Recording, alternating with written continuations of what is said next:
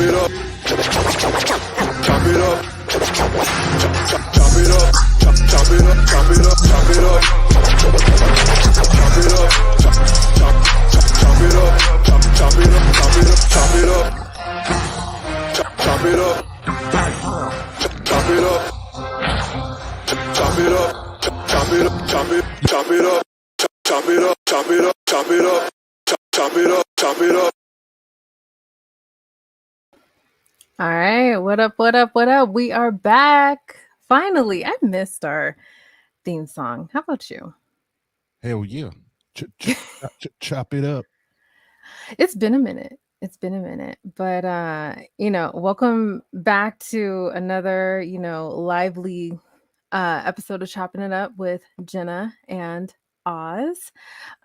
We are live once again on our little exclusive show here. And so a lot to talk about, a lot for me to kind of go over and discuss. And I'll kind of go into a lot of what tonight's topic is and the theme, and just me and Oz just chopping it up. And if you guys have anything to follow up on, then hey, we'll discuss it.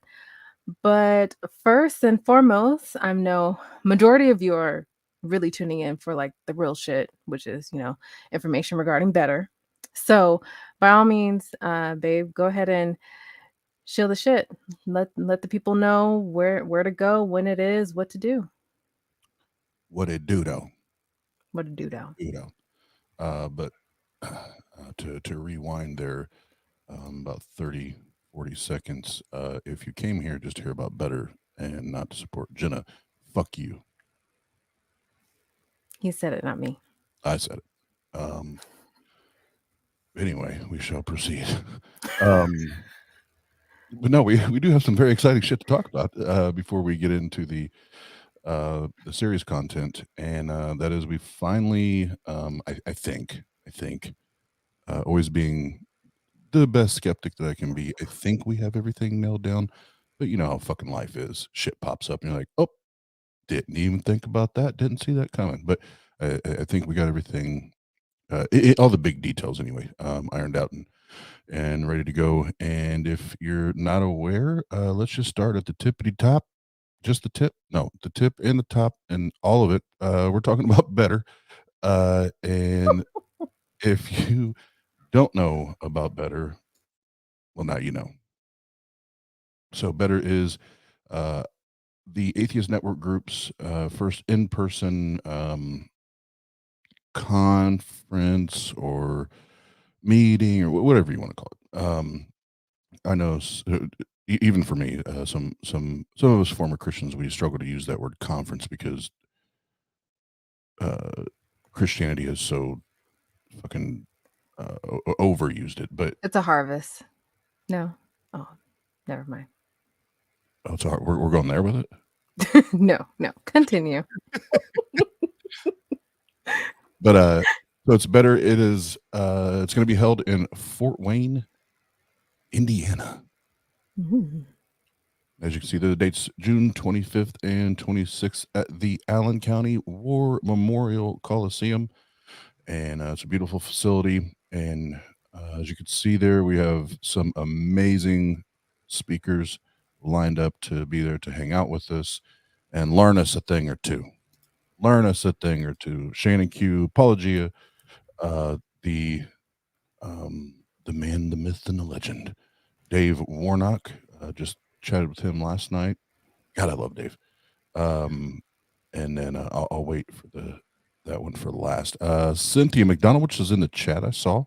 Whoop whoop, the goat. Going to be joining us, and looking forward to that. And I'm looking for the meeting. Well, actually, a few of these people I met in Austin, but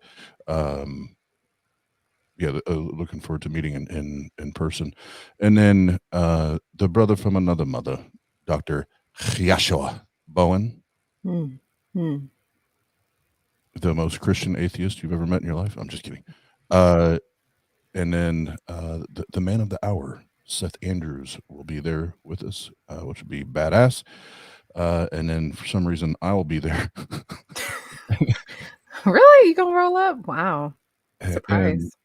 And then Madam Who is going to be our special guest entertainer. And I'm working on a couple other things as well. So be Madam Who, and I'm trying to land like 1 or 2 stand-up comedians and 1 or 2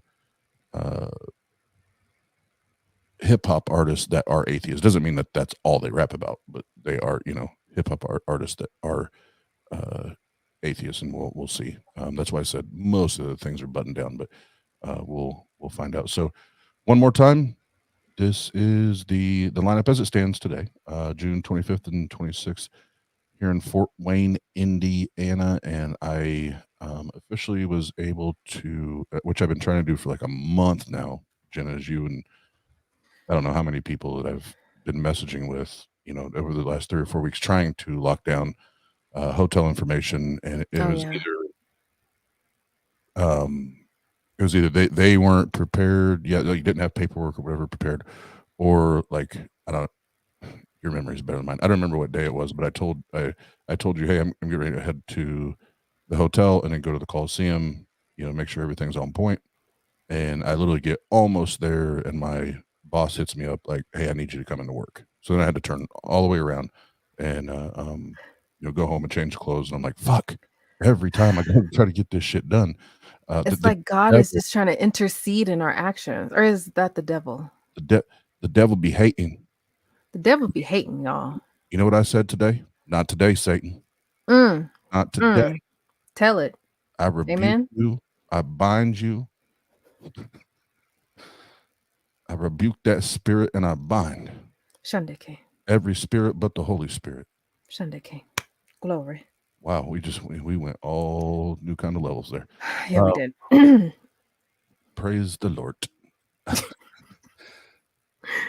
So we should probably start with reservation packages first, and then get to the hotel. That way you know what you're getting into. And so now that I have this done, I will, by the next time we stream, I will have other hotels that are available within the vicinity.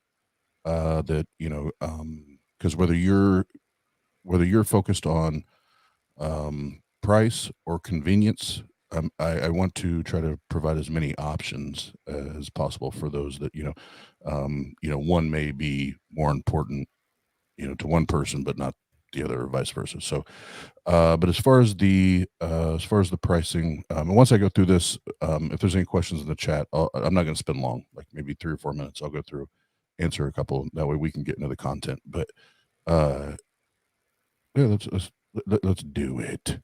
Ooh. So again, this is June 25th to 26th, so about 2 months away. Hold on, I got to take a drink. My mouth is getting dry from talking so much. Little sippy sip.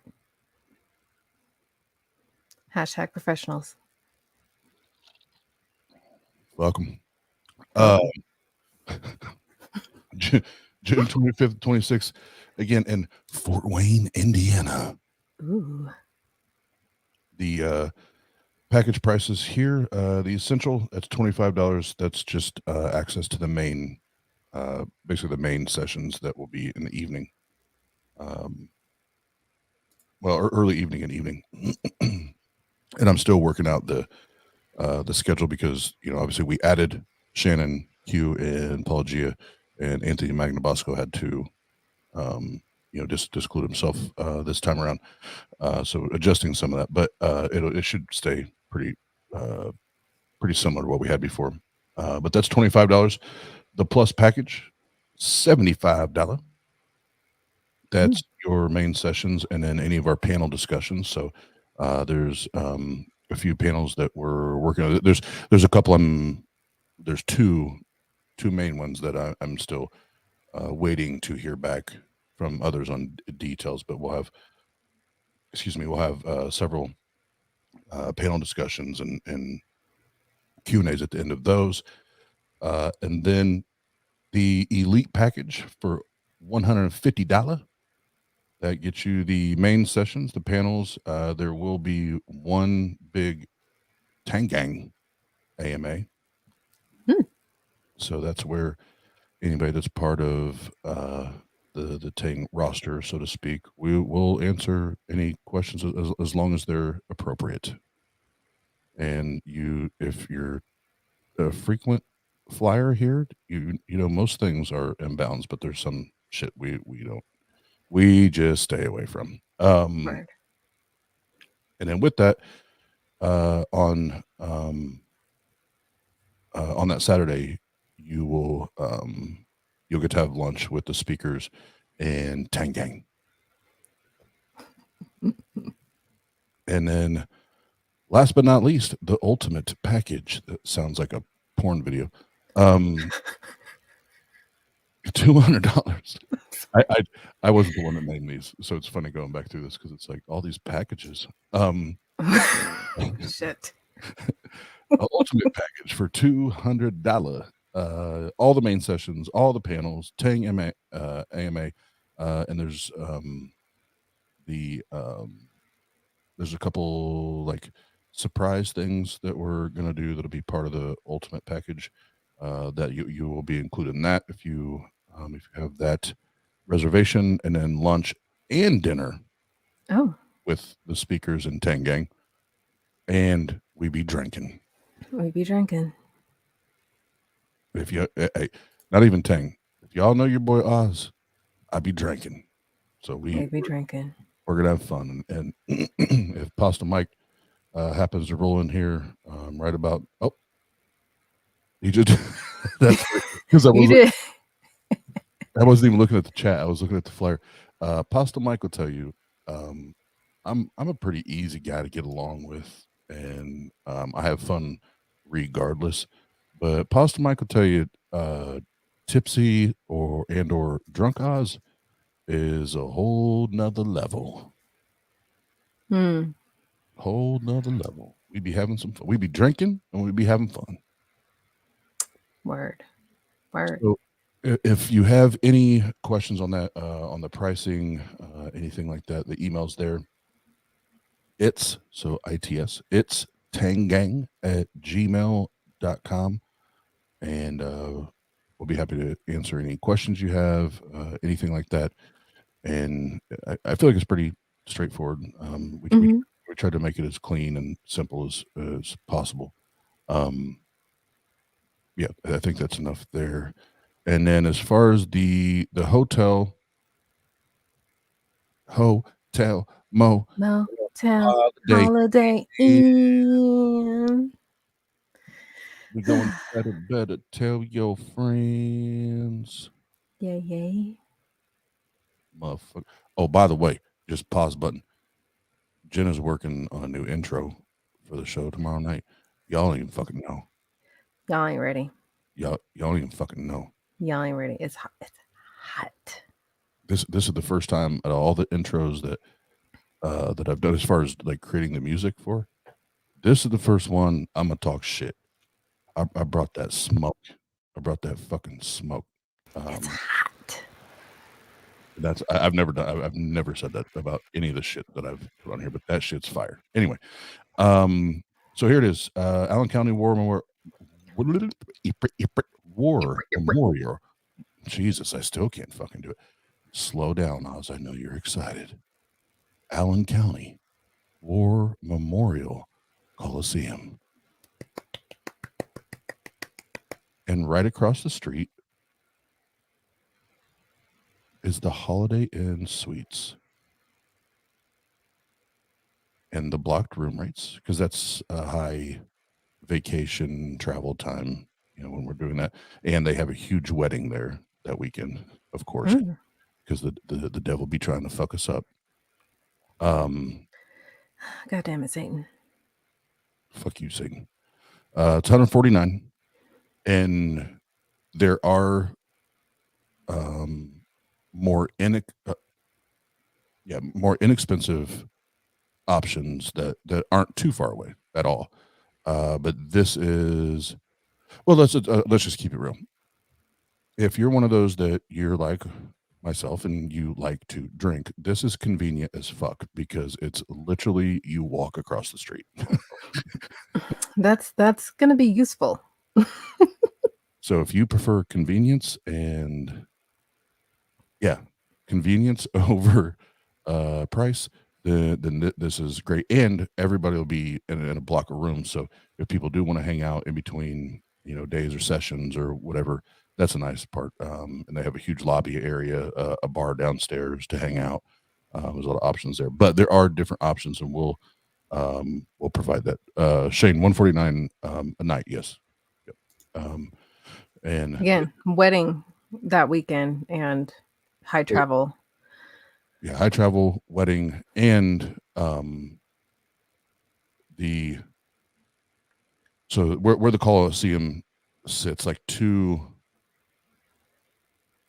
blocks away, essentially, maybe 3, is Indiana's largest shopping mall, right in the middle of June. So it's like all there's all these attractions, and I think we have the Johnny Appleseed shit that goes on. It's either the week before that or after that, something like that. So there's a lot of reasons for that, because I think the last time we had a quote, it was like 119. So I know I know that the fluctuation was because of that, but like I said, the next time we go live, I will have other options that are less expensive. That are still, they're not walking. I mean, you can walk if you like. They're not like walk across the street close, but they're still close enough that it's not an inconvenience at all. Fort Wayne's not a small city. And I think that's all. So if anyone has any questions or anything in the chat, like I said, it'll take 3 or 4 minutes. And in the meantime, I'll run into our own channel upcoming shit. So by all means, y'all festa, think about any questions, concerns, comments, and Oz will catch them. But the most immediate show that we have is mañana, tomorrow night at around this time. This will be our LGBTQ plus talk show. This is not a call-in show, though you can still call in, but we are not broadcasting live calls. We are going to broadcast your voice message during the live show. So that's the number. You can call 626-466-9809. Yes, this is a California area code. Shane Bilowitz, calm the fuck down. But yes, tomorrow night, another panel talk with Amy Newman. Woohoo! Already in the chat. Right on schedule. Amy Newman hosting this lovely talk show tomorrow evening at 10 or 10:30 p.m. Eastern. I forget the time, but around the usual time we usually go live, along with Uncle B, Dr. Ben, and Bryce Aroni, and potentially any other guests that we potentially have. So by all means, if you have a question, comment, concern, want to shoot the shit and leave a voice message, please do so. Coming up, we've run this series, at least 2 shows of this, of the Being Uncomfortable with the Uncomfortable, hosted by Oz, and of course we've had the usual Shane Bilowitz and CosmicKyle and secular Rarity, the dude that dances. Rarity. Yes, that one. Thank you. But we've also had guests like Tobin and Kendra. So, of course, if you are interested, because we want to kind of make this a bit more of a frequent live stream, we see the importance of, relaxing about talking about religion and more focusing about the person. A lot of the talk has been surrounded by mental health, something not only I'm passionate about, but of course Oz is passionate about, and many of you, because this is important. And it doesn't have to just be mental health. It can be pretty much anything we've identified as a situation where you had to face an uncomfortable situation and made yourself comfortable with it in order to, be you. Be your authentic self, whatever that situation may be. Let's discuss it. So we plan on wanting to bring this live show back again in a couple weeks. So be sure to reach out to us, email us, DM me or Oz, and you can be on the panel, obviously. Last but not least, oh my God, we spent like 20 minutes. announcements. It's a long one. I'm gonna wrap this up quick because it's not much detail, but Atheist Your Way. This is obviously the channel's new motto slogan, but we also are creating a show which will highlight you, any viewer, any up and coming creator, any up and coming individual that wants to speak their truth, speak their authentic self. Basically what the title says, Atheist Your Way. We want to create that space. More details to come, but the idea is to create a 3-segment show to broadcast yourself and whatever you want to exclusively talk about for at least 30 minutes or so. And we want to regularly, set that up. So again, private DM me, myself, or email us, or me, myself, me or Oz, and email us. And same, it's literally the same thing. And we'll get that out to you. And we'll let you know when we'll be starting that up. Hell yeah. And I saw Pasta just jump back in the chat. Pasta, if you're still listening, I don't know if you heard it earlier, but I was telling everybody when you and I talking about the VIP package and all this package talk, but the whatever's elite package, VIP, whatever the fuck it's called. It's one thing hanging out with me like just normal, but when you take me out into the city or out in public and I've had a few drinks and I'm either a little bit or a lot intoxicated, it turns into a whole barrel of shenanigans. So you have TANG. I mean, clearly demonstrated by this. Oh, that's the real apple. Yeah, man.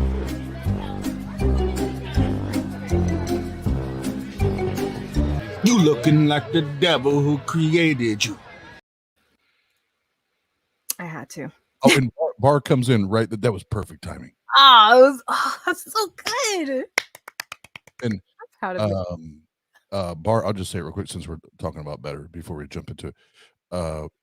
Bar, you and Blathius, I'll do it, or one of you, if you will, please create a group, Twitter message or whatever. You have, well, no, I just had to get a new cell phone number, so you don't have that anymore. Like Twitter or whatever. I want you and Blathius to come and do your guys' hip hop shit together. So y'all need to hit me up, bruh. Live performance. Do it like Drake. No contract. Just go concert. Straight concert. That's just straight concert, straight bars all day. Yeah. Unpaid. We ain't got no money. Yeah, I mean, I might buy your lunch or something, but that's about it. But you performing though. So. Yeah, but you get to perform. Get your shit out. The people. Yes. Shit out. Yeah, but Bar, I do, but we need to talk about that. Not on this stream, but yes, I do. We need to talk about that. So yeah, one more time. Better. The Atheist Network Group presents Better, Fort Wayne, Indiana. I'm excited. 25th and 26th. You better fucking be there, is what we're saying. That's what we're saying. So the links will be in the chat. My homie Nightbot, he got all that shit ready for you. And Eventbrite will have more details. And I've had a few people ask me. I'll say this to end it, and then Jena, I will alley-oop it back to you. I've had a few people ask me the last 2 or 3 days about the schedule or itinerary for the event. And for the Saturday and the Sunday. I'm still finalizing. I have most of it put together, but I'm still finalizing some of the details because I want to make sure that there's not only the speakers get their time that that they need, and to not just communicate, or share their presentation, but also give everyone that paid to be there time to interact and ask questions, and it be interactive, and right. It be that I don't want it to be like a church or a work conference where it's one person talks and everybody else shuts the fuck up and doesn't get to interact. I want to do my best to create a different type of flow or vibe or, whatever with that. So that's why that's not out yet. I'm still working on that. But that being said, I'm going to shut the fuck up with this, and you guys got the email earlier. We'll put it back in the chat if you have questions about better. But I'm gonna pass it back to Jena, and as I do, I just want to say publicly, it's been amazing watching this awesome, strong, confident woman walk through this and handle this like with all of the class and all of the dignity and just be a boss going through it. Now that doesn't mean she hasn't been human and hasn't had ups and downs and things like that, because just like we all do, she has, but she's handled it with class and like I said, like a boss, and it being your first time, babe, dealing with someone close to you, losing someone close to you, walking away from faith and religion and all that. It's a different experience, as we'll talk about. It's a different experience, and I get that, but I want you to even hear me say that publicly. I'm proud of you, and it's been awesome watching you grow and learn from all of this. So take it away. Thank you. I love you. I appreciate that. And first and foremost, I've not that it's that too unusual, even though I'm a bit better at getting out to people than my other half. But the first week or so of well, basically, if most of you don't know, my stepfather passed away about 2 weeks ago on April 21st. And it was a rapid down spiral of his health due to a diagnosis, which I'll kind of briefly explain. But from that, I appreciate you all that have reached out to me privately or responded to my post that I made the day that he died, to the public comments on Facebook and Twitter. I felt and saw all the love, and those that allowed me to kind of step away briefly to just absorb all that and digest everything and kind of sort my brains to find some type of closure or grieve, obviously. And still grieving. There are certain moments where I feel kind of out of sorts, and I make myself overly busy to just block all of that out. As I kind of expressed last night on Behind the Curtain, I'm not good about decompressing and all that stuff, and I need to strive to do better at that, obviously. But day and night I talk to Oz. We've talked extensively about it, and I've shared what I've gone through, and some I will share with all of you. And I see you, Cynthia, and I'm glad you're here, because I know I'm not going to put all your business out, girl, but you've went through kind of a similar thing yourself a few months back. And I've been like, in the back of my head, I'm like, I gotta talk to her. So I got my eye on you, girl. Just because this is new for me. Even though I've experienced death and gone to funerals and things like that, it's new only because such a close family member has died after me being an atheist presently. So having that belief system where I had that comfort or false comfort, or however you want to label it, it's no longer present for me. So the experience is definitely different. And many of you know, I've shared my deconversion story, and I talked extensively about my father. And back when he passed over a decade ago, I considered myself as a believer. I still believed in God, but I was obviously angry and upset. But that wasn't fundamentally the reason why I left faith. But that was, of course, a catalyst. So on the other side of things, having now lost my stepdad, it's been interesting to sit through go through arrangements with my mother and my sister.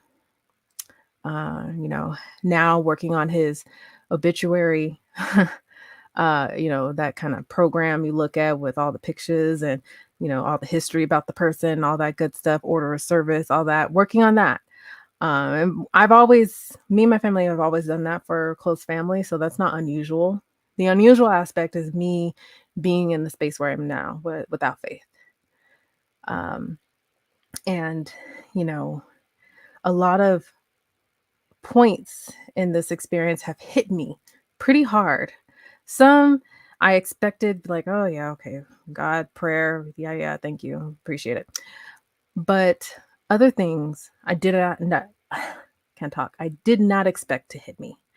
I did not expect for it to feel so tough, sometimes exhausting, sometimes feeling heavy guilt about how to console and grieve with my mother and my sister, because obviously their grief is bestowed or is seeped in their faith, and that's how they find their comfort.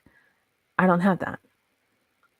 I just had the memory of him, and I hope that, oh God, I was about to say, I hope that he's in a better place. Shit. Yeah, and that's the bullshit, right? That's the indoctrination aspect of, like, you're hoping that your dead loved one is well wherever they are, and I'm like, he's not in the ground yet, but he's in a fridge or wherever they have him stowed. So, yeah. Anyway, thank you, and I appreciate the love I see in the chat, and I appreciate the love I have been getting. I'm slowly reacclimating myself to re-signing in on my social media and responding to people. But as I frequently spoke a lot about this with Oz, there's something I shared with him that I haven't shared with anyone else that may cut deep. It did for him. It definitely did for me as I witnessed it, as I, was sitting there recording this conversation for totally different purposes. I recorded the conversation. It was, purely for planning purposes when we're meeting with this individual. But before I go into heavy detail and play this particular special audio I have for you all to share, it's like 45 seconds long. We should take a drink. So please, I hope you all have your alcohol, because you're going to need it after this point. Alcohol.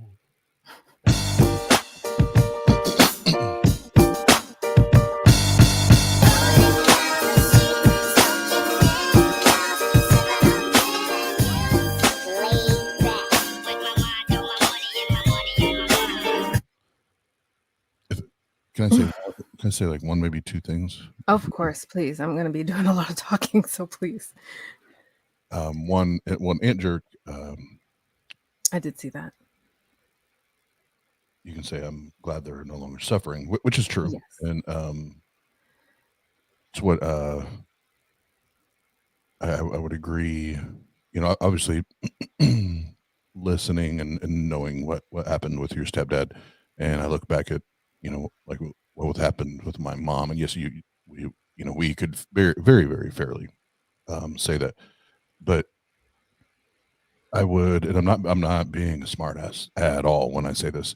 For a lot of people, if me saying, I just hope they're in a better place, for a lot of people, even if it's death and non-existence, that is still a better place for them, and I'm not saying that's the case for your stepdad, but like for my mom, like I know she's not in heaven, I know she's not in hell, and but she's in a better place because that woman literally suffered every fucking day of her life. So she's in a better place, so it's and we said it's not that she's in heaven or she's in this eternal bliss or what. It's just the fact that she's not here. Mm-hmm. So she's in, a better place. Yeah. Christians don't own the term. And the other thing I wanted to say, and normally I don't, normally when I do any type of videos or reviews or anything like that, if you've watched enough of my video reviews, I usually give a brief introduction. This is what you're going to see or hear. This is who it is, and I leave it at that, and let the video play out, and myself and the viewers respond accordingly as we go through the content. I'm definitely going to change tactics or strategy here on this, because I think it's important to note as we're going through what is happening, and that there is a highlight there. And Jen and I have already talked about this several times, about this clip that you're going to hear. And this isn't just Jenna's mom. This was my mom, like, when there was losses in our family before she had passed. And this is many theists approach to either loss or say a family member gets diagnosed with terminal cancer, or anything else that's ultimately, medicine and science says is going to end up in worst case scenario, is you can listen to them placebo themselves. Mm-hmm. You can hear them placebo themselves. So I feel like in this context, it is important to give that, so you can be paying attention to that, because it's something that maybe there's a situation or a time or whatever that arises in your family, and you come from a family where it's, maybe you're one of only a handful. God, I wish I had a handful.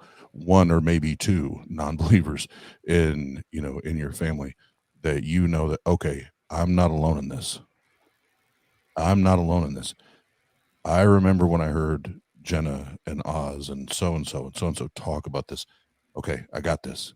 And I think that will help others, and being able to hear it and recognize it, as we go through. So, yeah, I'm done. Jenna, you go ahead. No, I appreciate you prefacing that. For to note, the purpose of this recording, which was over an hour long, was because we were trying to record details of the arrangements.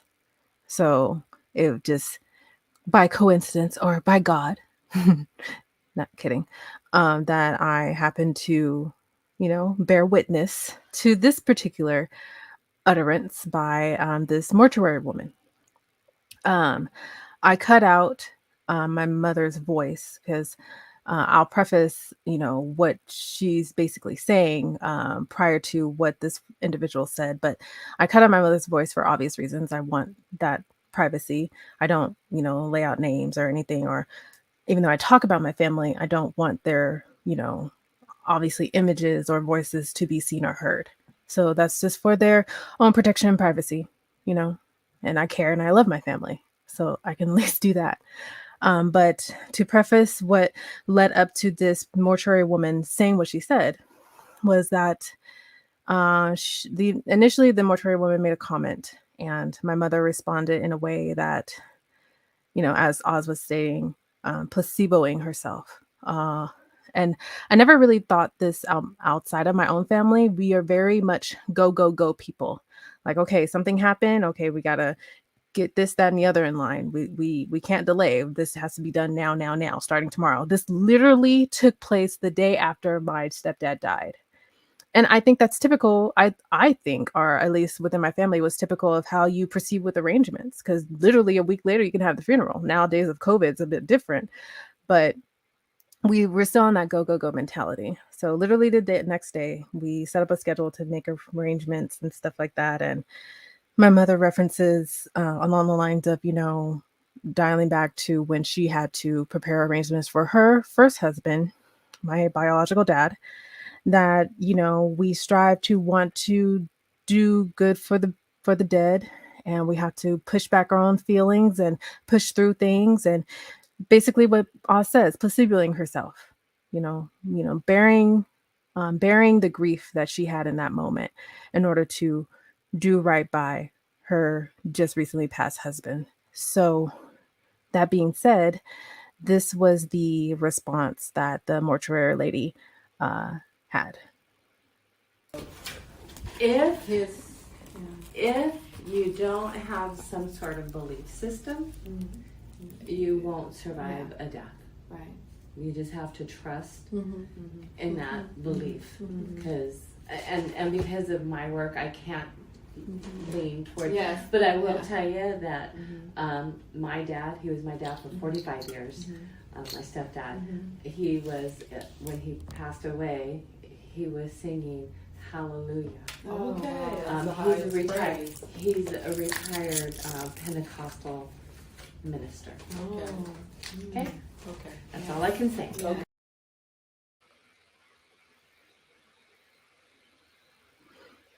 So, I could play it again. I know it's short, but basically the woman's response was, if you don't have a belief system, meaning if you're a non-believer, if you are an atheist, if you're one of us, you cannot survive a death. You, for whatever reason, have to have any, mind you, she said any belief system in order to survive a loss of a loved one. And she further makes another very shocking point, but I can already see some reactions, so I'll just let that sit there. And yeah, in that moment, you can only imagine how I felt, because that was just something fucking unexpected for me to hear. Like, it's also both expected and not, because I'm just like, well, fuck, I survived my father. I had to re-grieve my dad's death when I deconverted and knew that I was an atheist. I had to re-grieve that shit 4 years ago. And it was painful. And I was very, very much alone. This was way before I joined any community, done any content. No one fucking knew who the fuck I was. I was literally alone. I got through it.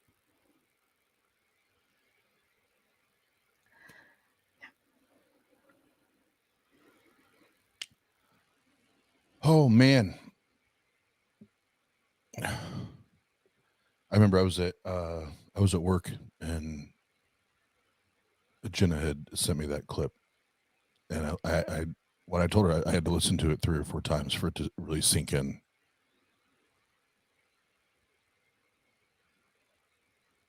Because not only did I hear the funeral director, but well, I want to make sure I have permission to do, obviously not names or voices or anything, but Jena, do you mind me sharing what I heard your mom saying? Yeah. Okay. Through that, her, Jena's mom is essentially pushing grief and sorrow and pain and everything away. She's pushing it away. And she's saying, we don't deal with this right now. God gives us strength to be able to cope and to deal the way, essentially the way he deems fit. First and foremost, that psychologically, emotionally, that is so unhealthy. That is so unhealthy, and that is so dangerous.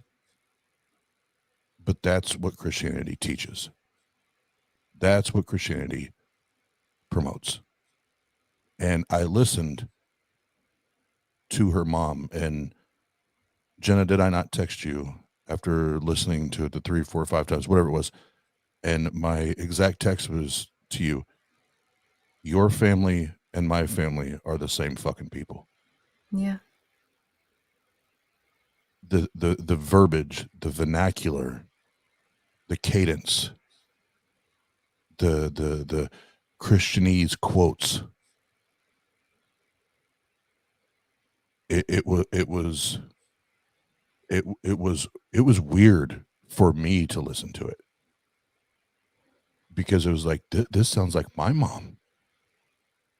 This is the same fucking shit my mom would have been saying in that position. You know, the whole, you know, God gives us strength, no weapon formed against us, yada, yada, yada, like all that bullshit. And I'm listening to it, and,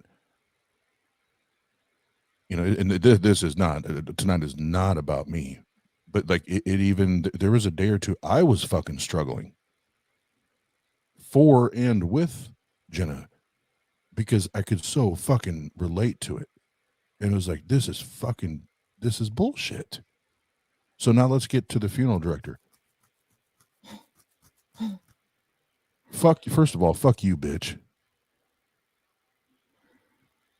Fuck you. And I wish I knew who you were. And I wish we could have a conversation, because I don't hold a belief, and I don't hold a faith, and I don't hold an anything when it comes to a deity or a supernatural or a power.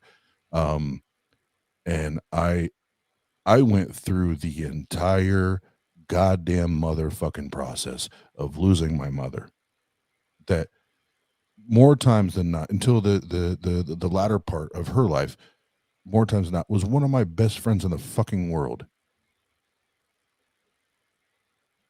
And I walked every fucking step through that, and never needed to cling to a belief or a god or a deity or a supernatural or whatever. I didn't need it. And not only did I not need it, and Jen, I think you're going to know exactly what I mean when I say this, I didn't, and I still don't fucking want it. I don't need it. I don't need that bullshit.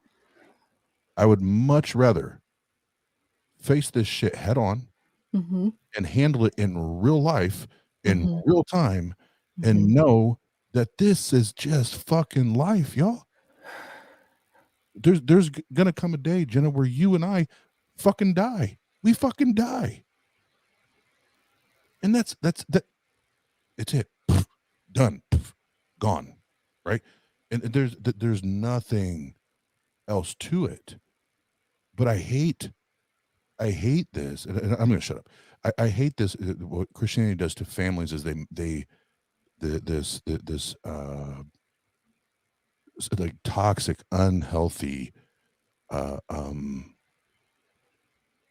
proposition of hope and you know, believe and all this, that they're going to see their loved ones again and they're going to be with them in eternity. But yet in their goddamn book, in their fucking Bible, but they probably don't know this because they don't fucking read them, but in their Bible it says hope deferred makes the heart sick.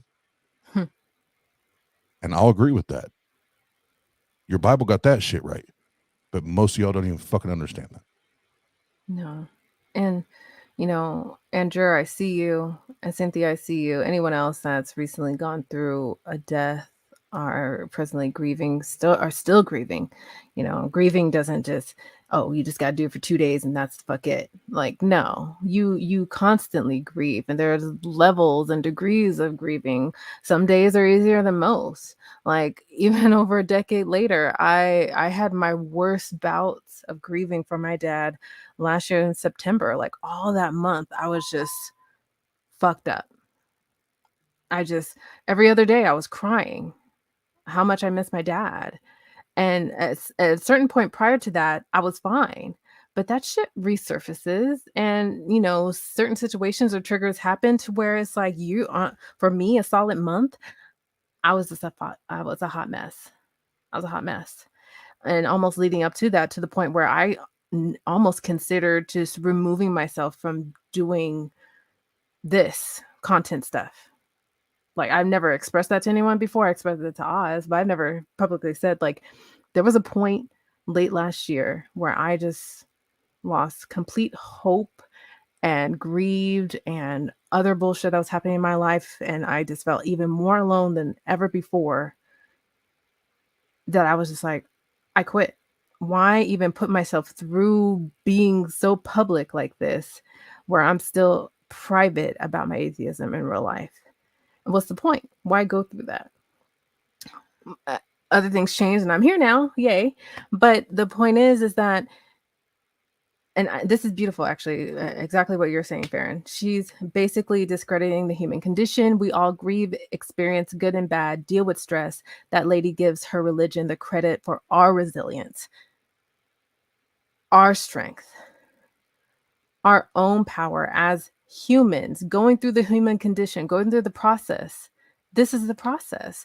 There is no limitation or deadline to when to start and stop grieving, or forcing yourself to put all of that on hold for the purpose of this. Like, we're all different. I've grown with my family to just be accustomed to that. But on my private time, apart from them, I had to grieve on my own because I can't grieve the same way they do. I have no unearthly comfort or speak to some sky daddy or pray or meditate on God for, strength through this season, to put in Christianese. I don't have that. I'm without, me talking every day with Oz, physically right here through these moments, doing arrangements, throwing or keeping clothes of my stepdad, looking through all these fucking pictures of him and creating obituary and setting dates for the funeral and the services and getting all these phone calls from people saying they're in our prayers and blah, blah, blah. I've never felt so annoyed and exhausted and just so much out of my sorts than I ever have in a really long time, to the point where I'm almost at my limit. I'm at my limit. And it sucks because, and obviously this is just me sharing because many of you may or may not relate to this. I could not relate to this, really. I could certainly empathize, especially with Oz when he shared me, and we all publicly saw his experience going through this with his mom last year. But this was fresh for me, being outside of faith and so close to home.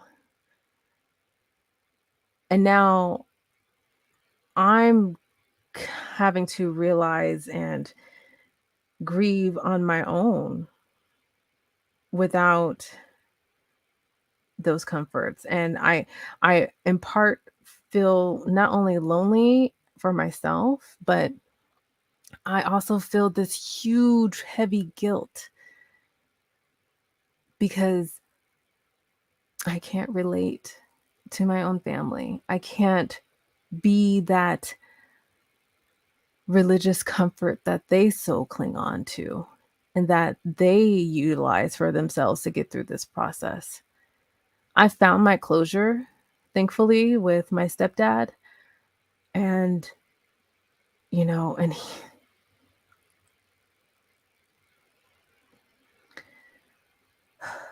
I found my closure with him gone. And it also, in that process, made me rethink about my dad, obviously. So it's a lot of compounding things. But I hate that. And this is what hurts me almost the most, is that I have this huge guilt of not being able to grieve along with my mom and my sister because I'm not a Christian. I don't believe in God and I don't pray. And I don't need it and I don't want it either. But I hurt and I feel like a terrible person. I'm just expressing myself, but this is how I feel. I feel like a terrible person. And it sucks. And I know I'm not. I know I'm not. But it still sucks because I love my family. And I want to be there for them in all the ways.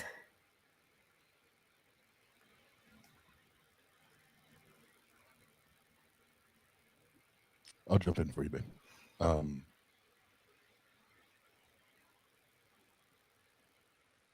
First of all, well, I love you and I appreciate you, and I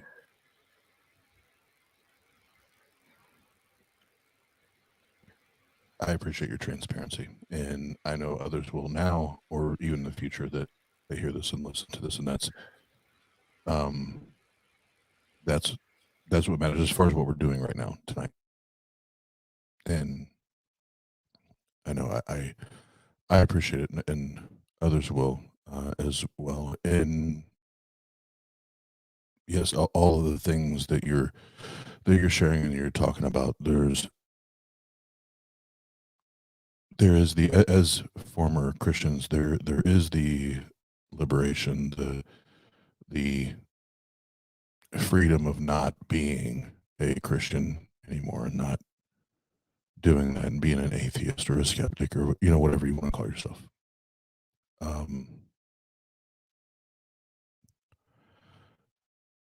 But there's also all of the residue and all of the baggage that's left over. That's left over from that indoctrination and that belief. And you and I have spent hours talking about that. And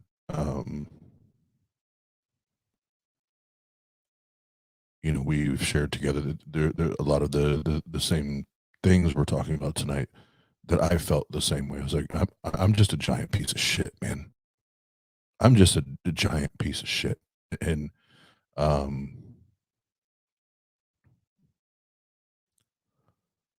it's not very often you get Jena and Oz both emotional at the same time, so I apologize, everybody. But tears, Kleenex is there, I've told you, and I think I've only said it once or twice, on streams or whatever, or in Discord. But as confident as I am in my skepticism and my position as a atheist, there were two separate nights that I remember by myself, sitting on the patio, my former home, and either crying or like screaming at the sky, like, I wish you were real. It would make this shit a lot easier if you were real, so I get it, babe, and that's where your transparency and you talking about it, us talking about it, will only help others, and because that shit sucks, man. The residue, the baggage that comes with it fucking sucks. And it's complicated and it's tough to deal with. It's not simple. no, it's not. And I love you, sis. I see y'all. I see Cynthia. Tombstone, hi. Thank you as well. And I'm sorry for you losing your dad and your brother. That's back to back. Oh shit.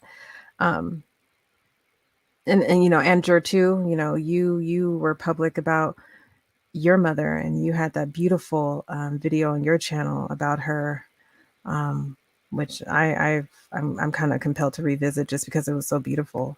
And everyone else, thank you. But yeah, it's a rare occasion where you get us both emotional at the same time. But I'll try and clean myself up a little bit, just so I can talk more. Just breaking all that down, having it's and I think Oz and I both recognize that, we don't, none of that is our fault. We don't have to feel guilty, but just because the love that we have of our family and the loss of that close loved one, we do. And, as we were talking about, it more or less gets better. Days feel a little better than most. And that's a part of the process. That's part of the healing and everything like that. And that's fine. I think that's perfectly fine. However you best can take care of yourself and survive this death, do that. You don't have to malign or conform to the grieving processes of, my family or anyone else you're close to, your family and things like that. But I think what's important to hone down on is why we feel that way. What makes us feel that way? Is it because we love our family so much, then we want to strive and prove ourselves that we're good people? Even though we know we are, why do we ever have to make that super effort to show that? Well, I mean, there are arguments why, but it's really just, why does it have to hurt so much? It's not only just the loss of the individual that died, it's also the potential loss and back talk and angst and guilt trips or whatever that you get from the family too, like you experience, Oz. And that I know I potentially will experience because your girl got plans. But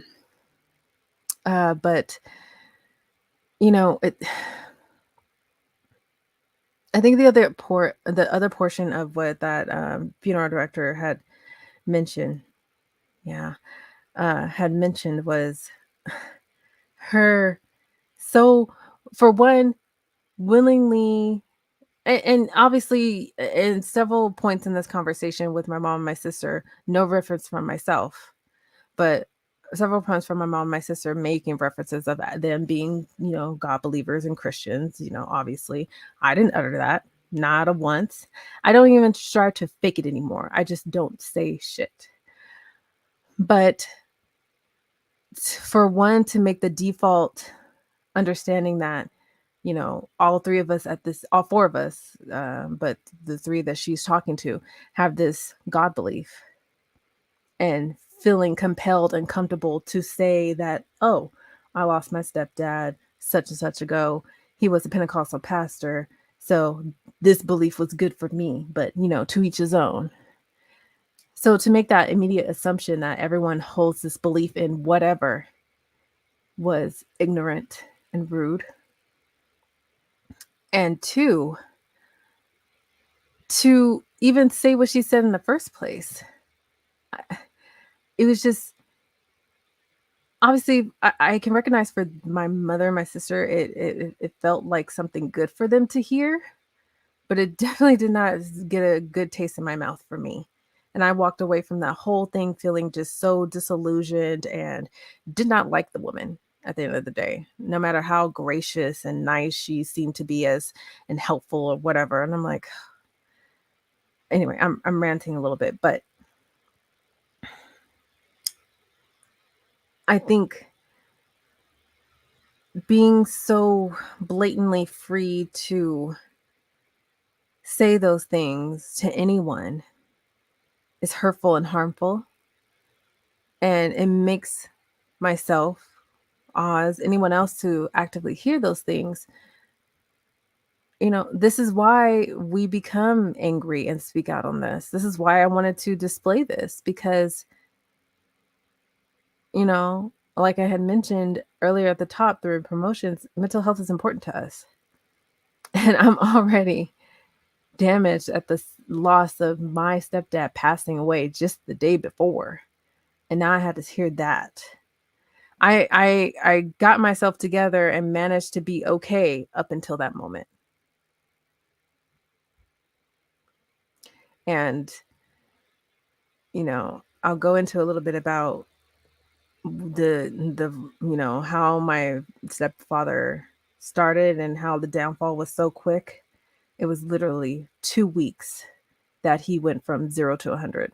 100 being super bad, like, obviously, but I didn't want to say it backwards. It was rough. It was rough. Through all of that, I had to strive and find my closure with him. And, I'm a medical professional. I've worked with assisted living facility prior to where I do now for like a solid 2 years, where I worked closely with geriatric patients that a lot, almost on a weekly basis, passed away.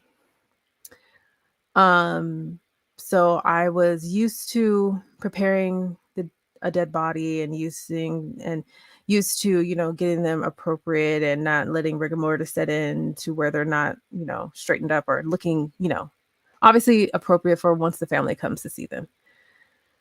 And, you know, obviously the nurses there did their part in doing that, but I also did mine.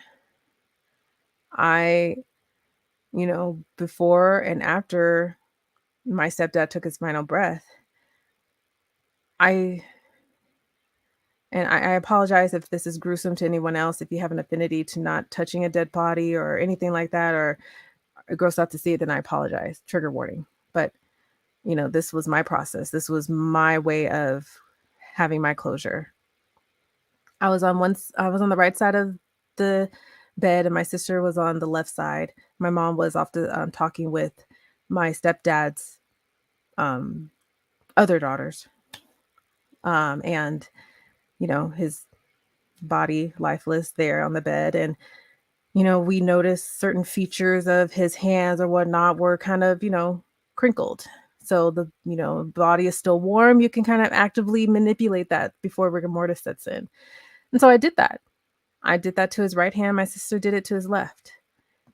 And, you know, I touched his arm and his chest and I looked at his face. Before he died, he had really swollen eyes because of the built up fluid, but they had sunk down and he looked like his normal self. Like he was, and this almost sounds super religious now that I describe this, and I won't go into super detail. Like he was kind of had a nice smile on his face and he looked like himself. And in that moment, I just looked at him just saying, you know, to myself, I love you and thank you for being there for my mom and loving her and, you know, also loving us. And in that moment, I found my closure with him. And that was it. I did the last nice thing for him. And I won't say moved on, but I would say, you know, the grief and the loss is still there, but I don't feel bad. I don't feel like I did him wrong or anything like that. And I'll leave it there. But it was just that I'm just explaining my way as an atheist. This is how I grieved and found closure for my stepdad. And maybe people find their own ways, and maybe many people don't. But you find your own way and you survive the bullshit. And you survive and get past the religious prayers and condolences and shit. And I think I'm learning that now.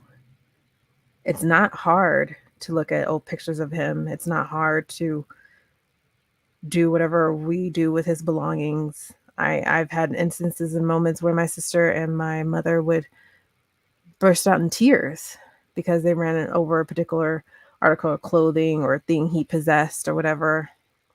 And then they start praying almost immediately. And I just sit there in silence and I look at them, or I start still moving and picking up things. Because that's just my effort of being there for them. But I know that they, like we were explaining, they put their grief and hurt on pause when the important shit has to occur.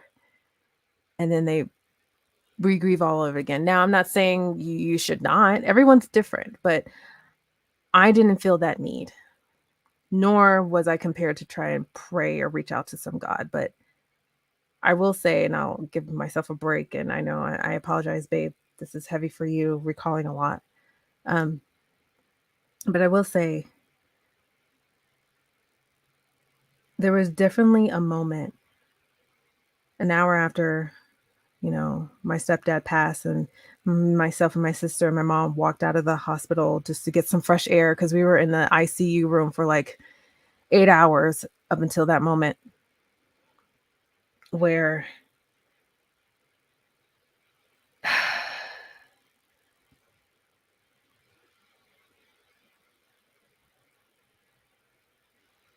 Victor, fuck off, for real.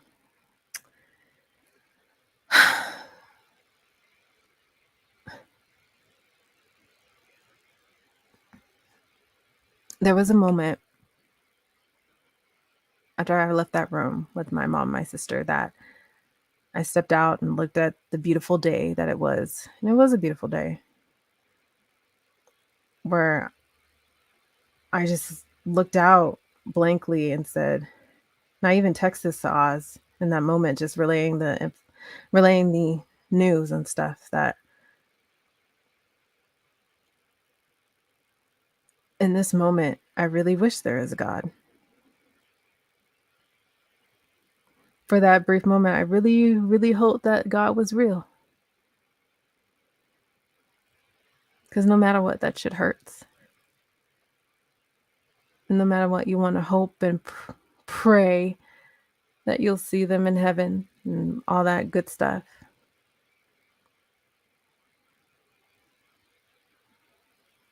I really did hope and wish that God was real. But I certainly don't believe that he, she, they is.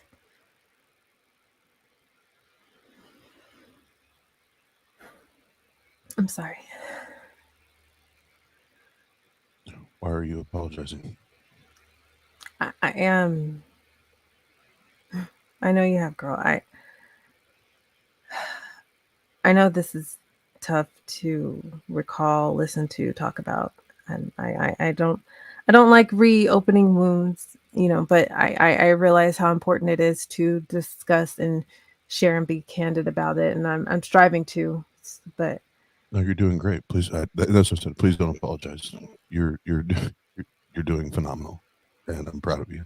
And whether it's me or someone else in the chat or someone that listens to this later, these are never easy conversations, right? So you can't apologize for being honest and being transparent and being raw. You can't do that.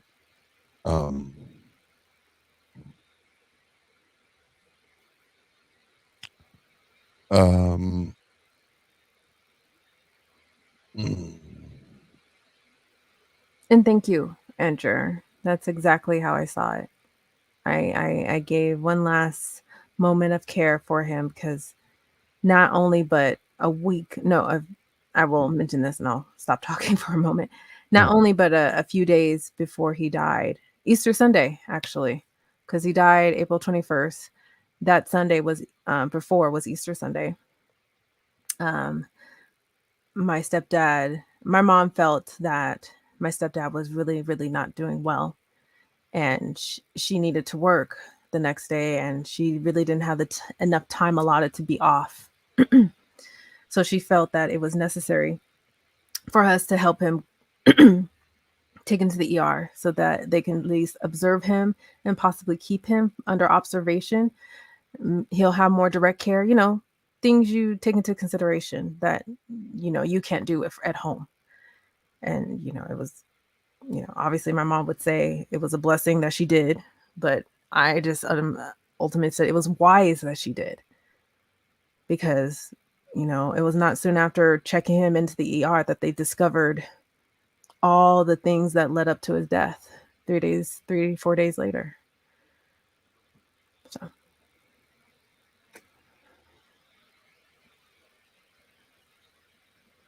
Again, I have, and I am, and I will continue to tell you privately and publicly how amazing you're doing at processing this and handling this as not just the atheist, but the closet atheist in your family. And you're doing it with grace and humility, and good on you and good for you.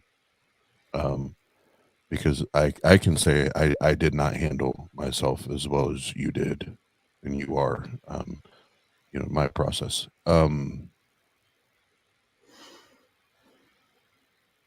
And this is going to go. Let me pull this comment up here, because I thought this was too legit to quit. Tombstone, if you're still hanging out, appreciate you being here, man. Religious people have the blinders of privilege in this society. Fuck, they do. They don't have a filter because they've never had to. Wow, that's deep. And let me tell you something about something.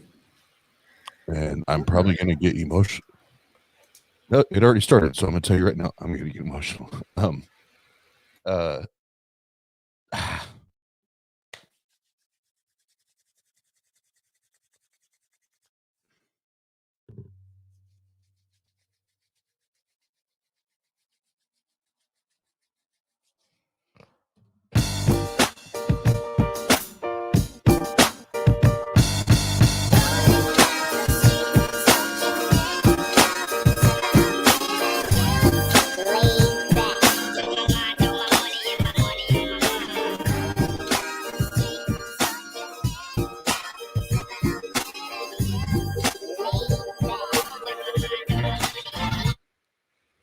We needed that a while ago.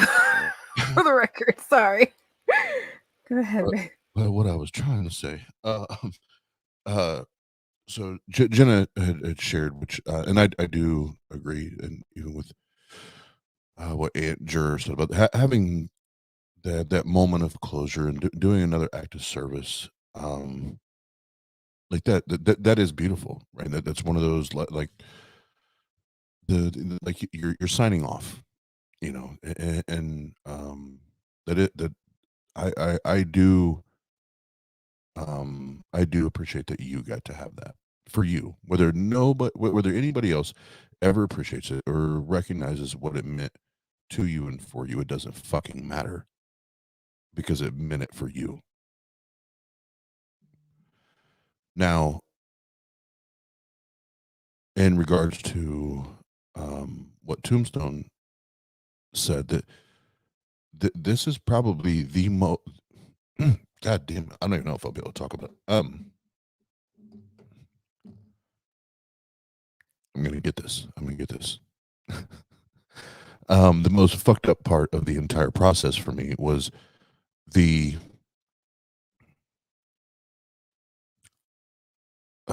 day before that we knew we were going to pull plugs, and like this was the end of the line.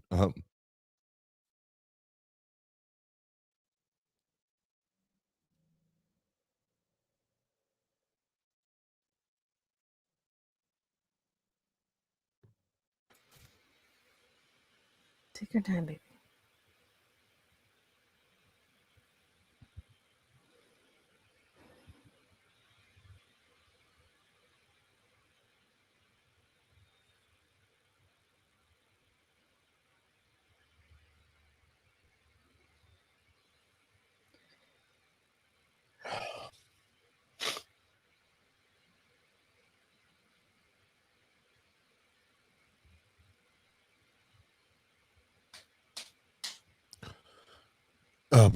We knew that was it, and I knew that was it, and I'd already made up my mind that night I was going to go and towards the end of the night, before they cut visitation hours and everything because of COVID, that I knew there would be fewer and fewer people there at that time, and I could have alone time, to just hang out with my mom. And um, I'm in there all by myself, and there is a family member that comes in, and again,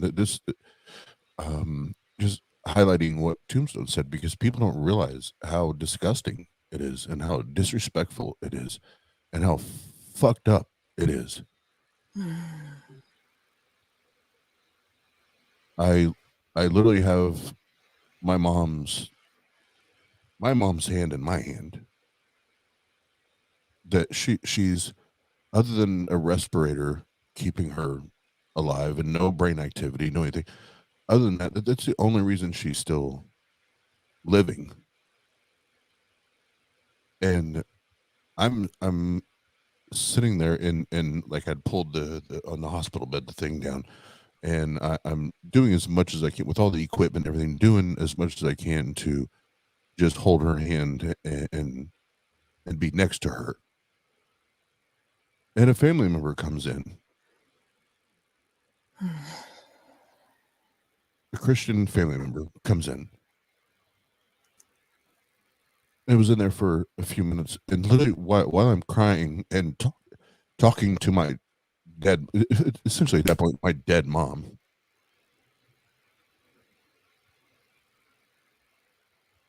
Feels that it's her place, has the audacity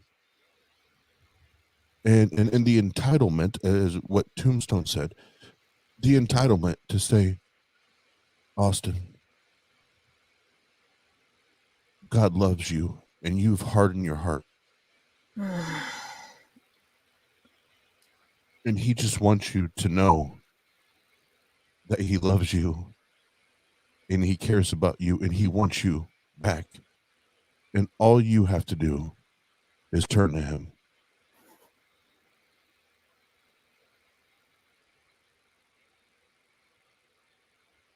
And in that moment, I'm like, are you fucking kidding me? Right now, in this room, I'm with my dead or dying mother. You thought this shit was okay? You thought this shit was cool right now?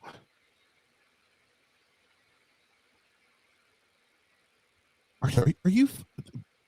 But again, going back to what Tombstone said, it is that entitlement, and you don't have a filter there because you've never had to have one.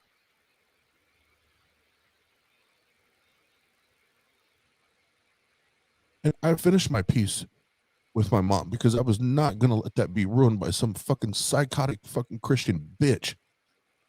And I finished my time with my mom, but I went right out to that waiting room and I told the other family that was out there, I was like, fuck that shit and fuck you guys. If that's what time it is, fuck that shit. But that's where when in all these conversations, like, yes, some are more simple than others, but there's other ones where it's like it is truly fucking traumatic where you want to fucking damage people. Like I wanted to punch people in fucking throats that night, and I left the hospital so that I did not end up going to jail.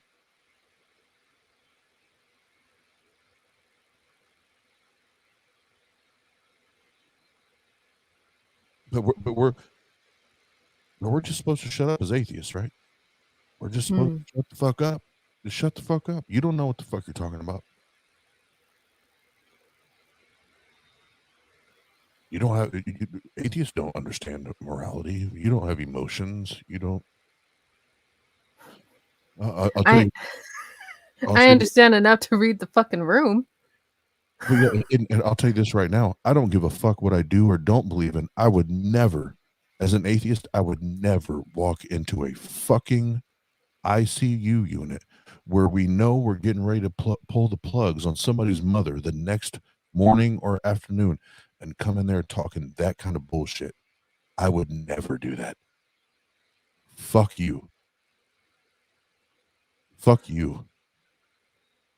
I would never do that to anyone.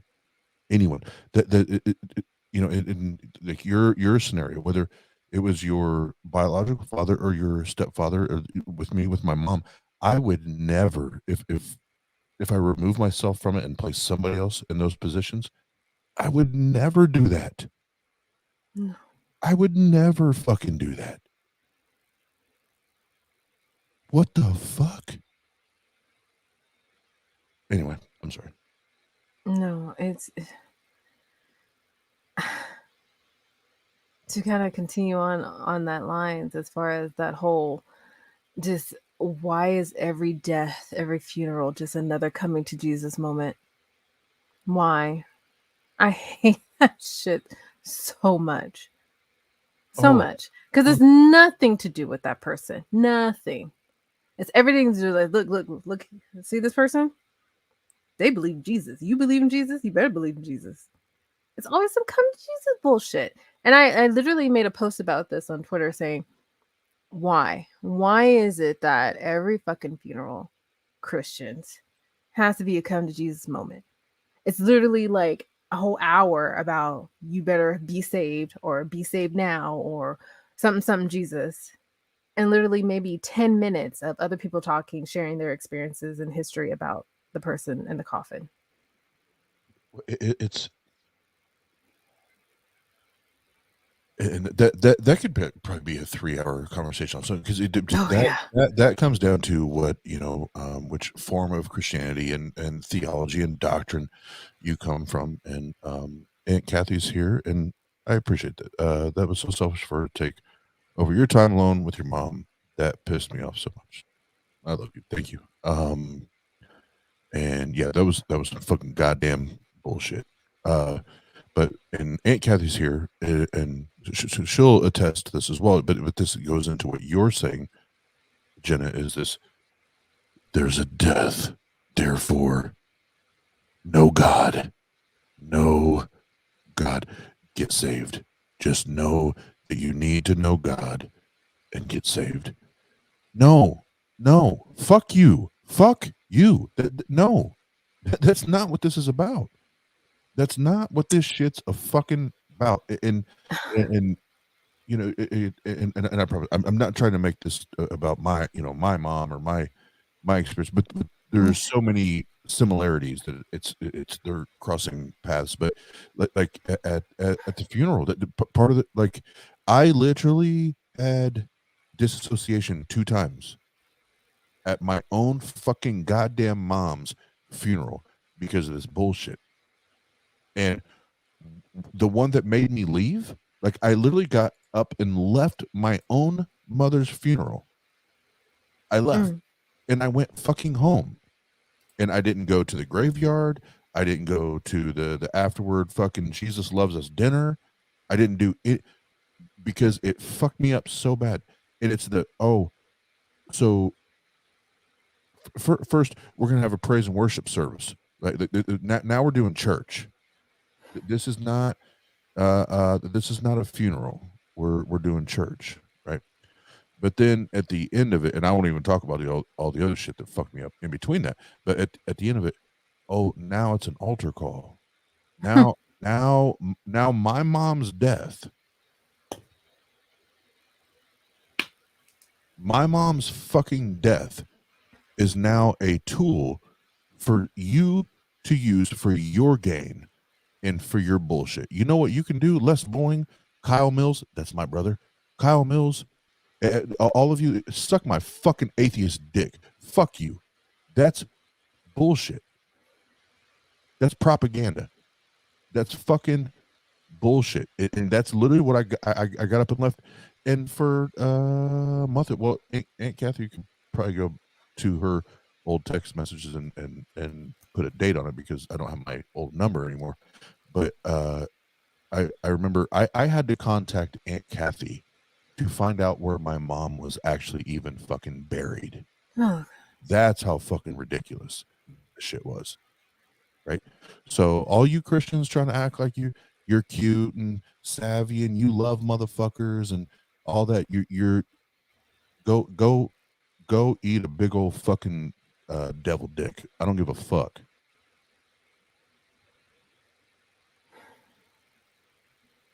And Andrew, thank you, because I was just like right behind you about Victor. Like seriously, read the fucking room. And thank you for getting rid of that person, because that's just we got complimented for not being toxic on this channel. We may talk rough. We'll say fuck you and all that, but we don't talk about you or say toxic bullshit in a moment where it's very fucking sensitive right now. So for that individual to relay some Christianese iterates is not fucking needed. So thank you. Goodbye. You're done. Anyways. No, you're I swear that's you shared that story with me in that instance where you had that moment with your mother quite a few times, and each time I hear it, it's fucking hard. I can't imagine how I would react. And if I can, and then I'm gonna shut up and let you go because this one's supposed to be about you. This is where when that kind of bullshit happens, this is the further bullshit that happens after the fact that nobody ever sees or hears about or anything like that. And And Jena, I don't even know if I've told you or shared this with you or even Aunt Kathy. I don't know. I don't know if anyone knows but me. But since that time happened, because I didn't, I had the hospital room moment, but I didn't get to say goodbye to my mom at the funeral. I didn't get to say goodbye to my mom at the burial service, or whatever the fuck they call it. I've had like 3 or 4 nights where I've literally I've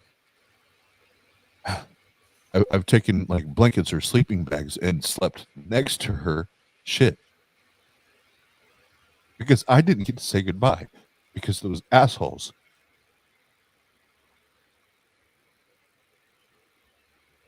So Christians, when you want to know, well, what damage could we possibly be doing? What hurt could we possibly be doing? Holler at your boy.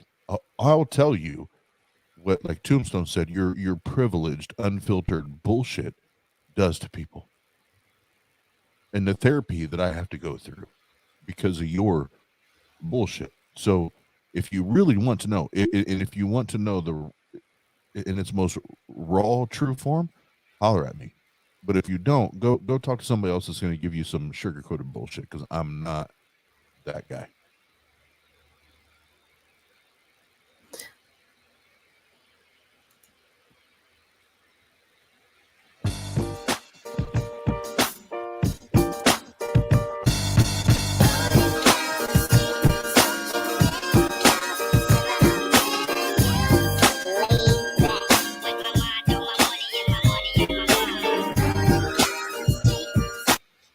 Thank you, Aaron Coalson, $5. Drink break. We need a lot more of those. And Andrew said I did mention it in Discord, and I may have in Discord, but I don't think I've ever talked about it on YouTube before. But I might have there. But my memory fucking sucks. So I trust you guys over mine. All right, Jenna, I'm gonna shut the fuck up. You go.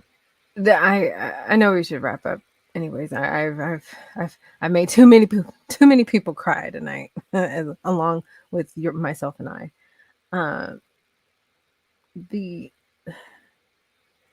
guess I was gonna mention not details, but instances of what led to my stepdad dying up until then, but I won't go into that. It's too much. I'd rather kind of wrap it up a bit nicer. I mean, we can always, if I'm more than willing to talk more in Discord. I'm still going through this process. We have not buried my stepdad yet. We will in the next 2 weeks. As I mentioned, like, this is unusual for my family as far as being in the COVID season, where it's literally, it almost was a lot further that we would have had services, or at least being able to bury him. Like, we almost anticipated not being able to hold services or bury him until like the first week of June. COVID has gotten so bad that, especially since my stepdad was a Marine vet, so he obviously his wishes were to be buried at a military what do you call it?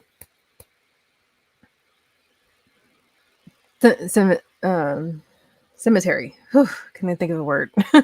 Cemetery.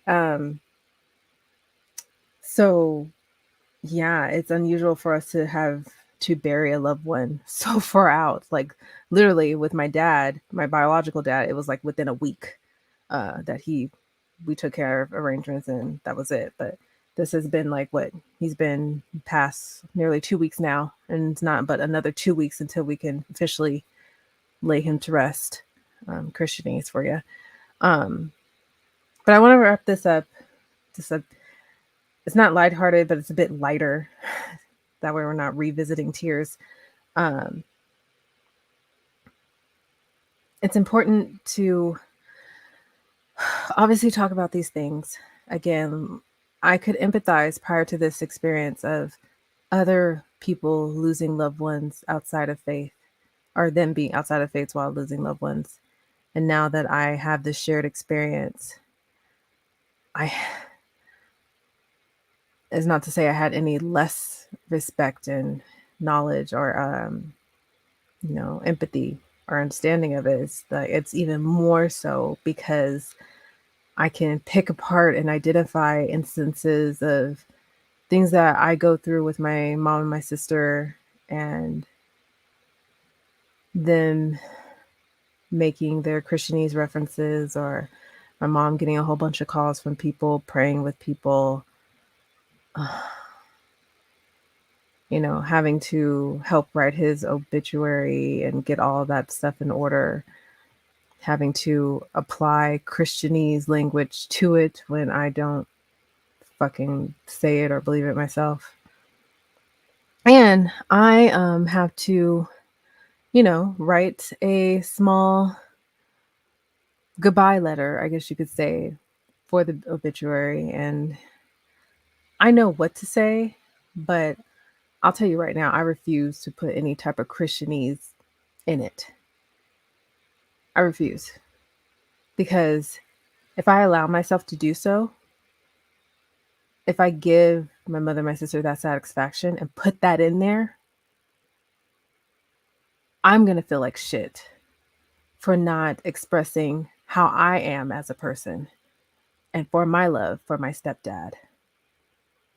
That would be, those won't be, they would not be my fucking words. They won't. And I am not going to do it. I won't do it.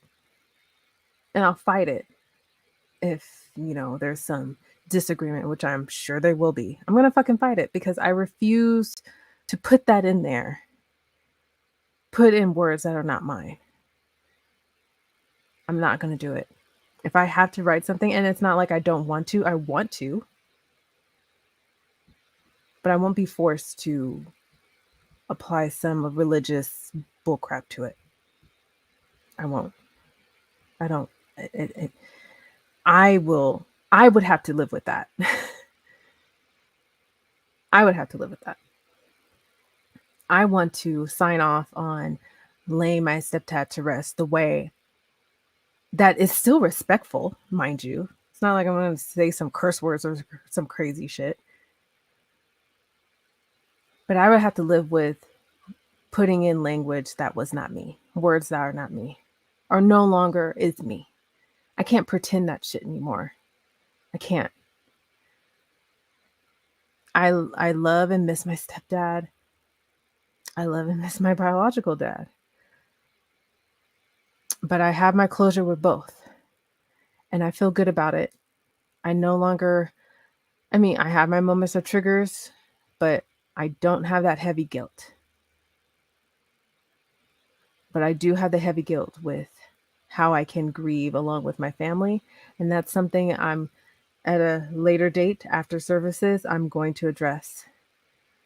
And y'all will find out what that means at a later date. But all in all, I feel good about sharing this. Again, I appreciate all the love and support and people reaching me and talking to me and sending me messages and checking up on me. Like, y'all don't know how much that meant for me, feeling so alone in this instance. And I thank you. And I'm slowly getting my way back. I mean, I'm still, you know, I'm still in the midst. God, so much Christianese, I swear. I'm still in the midst of all this up until, you know, everything's all done and done. But, you know, be patient with me. I'll get back to you. I promise. But I love you all so much. And Oz, baby, I love you for being that soft space that I can fall on when I ugly cried a few times with you and was just so out of sorts and just, you know, and I appreciate you and your love and respect and patience for me through all this. So thank you. That's all I want to say. You're welcome. I got you. I got your back. And I wish a motherfucker would.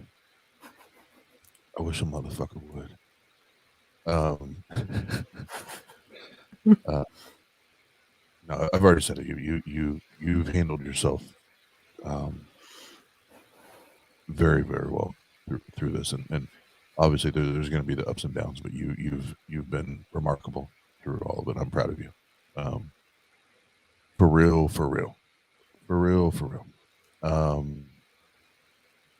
And just two things because they popped up in the chat, and then I'll wrap it up. Andrew, the offer I was holding in service for your mom. As soon as there's a headstone, I will do it, and I will do it. I need that. I fucking need that.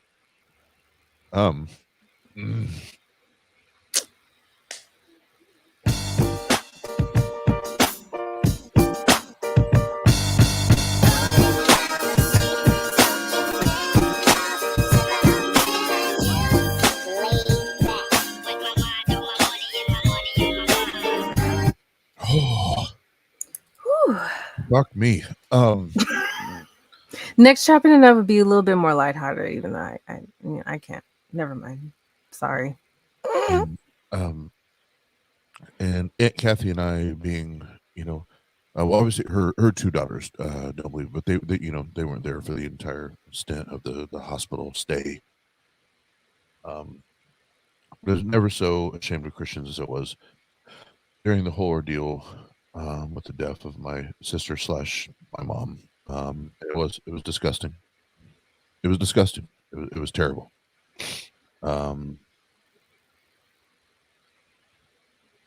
I wish that on like what Aunt Kathy had to go through as her sister, and people didn't even know that she was like out as an atheist. They just had suspicions because of conversations she had or maybe questions that she brought up. But I, at that point, everybody knew. I was like, fuck, this is God shit, right?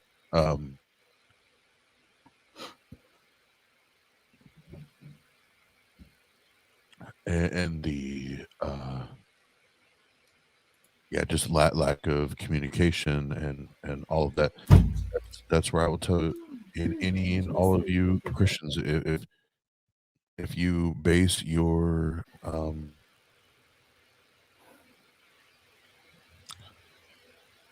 no, let me remind that. If you don't include those that are in your family, if you don't include them in very, very, very important, like life-changing matters like this, if you don't include them simply because they don't believe what you believe or they don't see life the way you see life, I'm just going to tell you point blank, you're a piece of shit. You are a piece of shit because every family member deserves to be able to have the process with their loved ones to grieve and love and say goodbye. And if you cost somebody that experience just because they don't believe in your little person that floats above you, fuck you. Boom, roasted.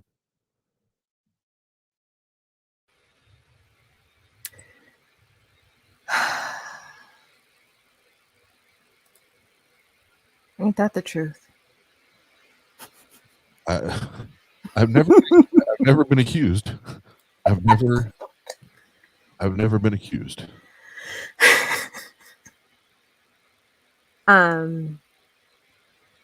Discord? Yeah, we'll go to Discord, but on that, I'll pull that back up. Just I'll just encourage everybody, like, tune in tomorrow night's stream, but you definitely don't want to miss the new intro. I'm fucking people up. And I ain't giving no fucks. This right here. Call that number. Watch that show tomorrow. It's gonna be hot. Coming out swinging.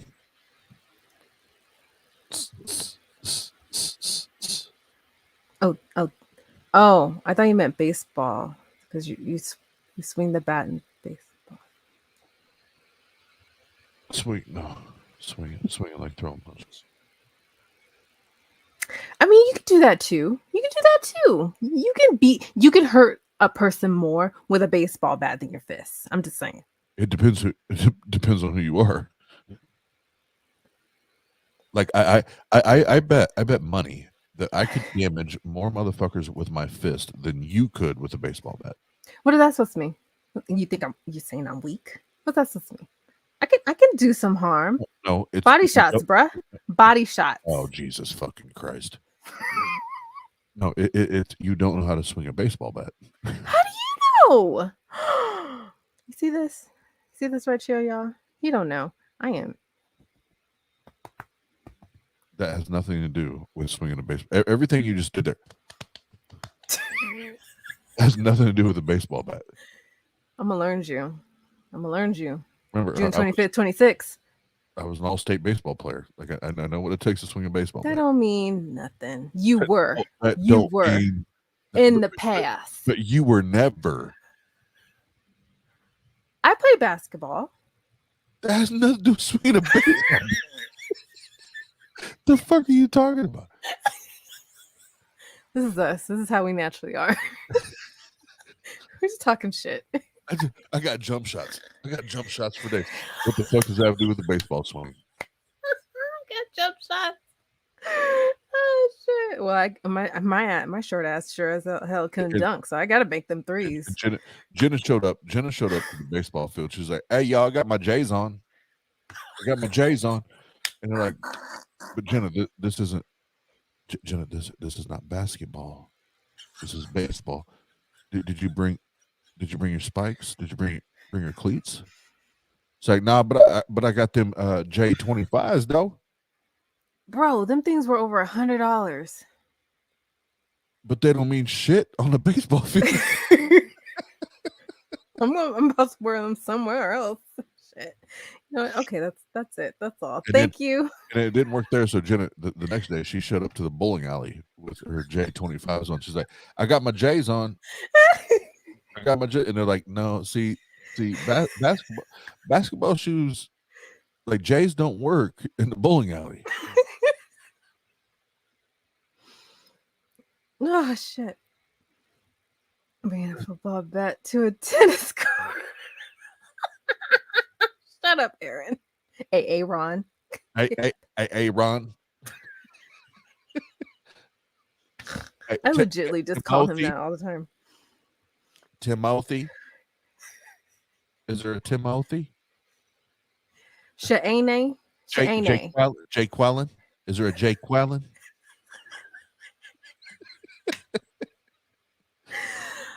Okay, we gotta. So, what's the? I forget. What's the Discord thing? It was in there. I'll let Nightbot do the work. How about that? I'll let Nightbot do the work. There you go, Nightbot. What's Nightbot's? What's the homies? Oh, there we go. It's just Discord, babe. I don't remember. Oh, Jesus Christ. Yes.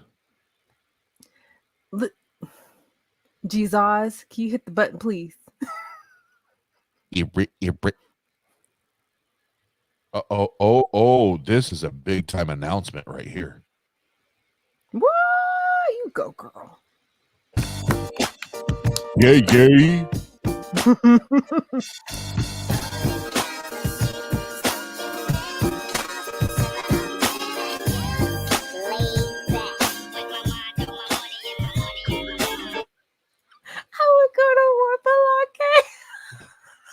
I will go to Warbalake.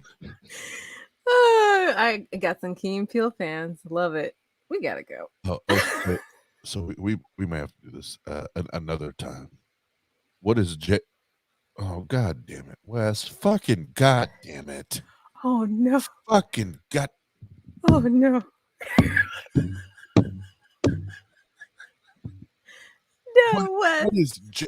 What is J's? What is? Oh, Cynthia, you gave that away too easy. Oh. See, at least I know better. Me. New link. That's not new, bruh. That's not new. That's 90s. That's 90s, Wes. You older than me. Come on, baby. I mean, even Come on, baby. even come on, baby. Even the dumbass fucking crystal meth fucking crackhead fucking addict Miley Cyrus did the J's on my feet. Thought Nikes are than it. Huh? What? Bro, where the fuck have you been? I've been wearing J's since I was like 10. I can't breathe. What is happening tonight? I'm sweating. Sweating like tar. Holy shit. What the fuck is happening? Yeah, I'm gonna hit the fucking button myself. God damn it. Thank y'all. Love y'all so much. She's cutting us off, y'all. Mm-hmm. See you in Discord.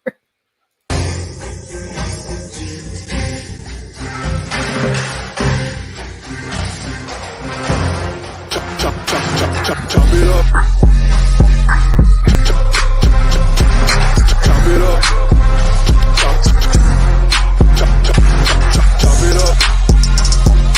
Chop it up. Chop it up. Chop it up.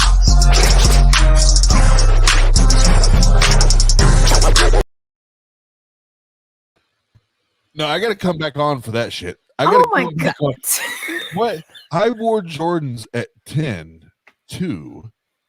Most of that was a joke, but no, I didn't know Jordans were still worn.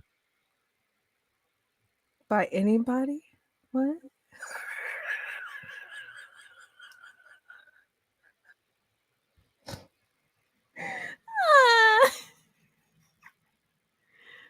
Oh god.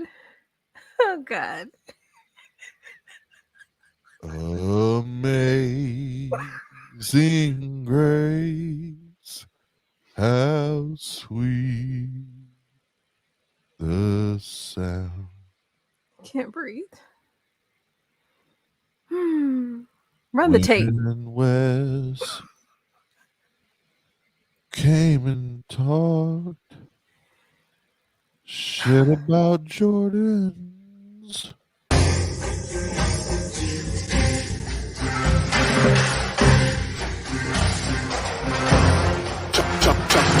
Chop it up.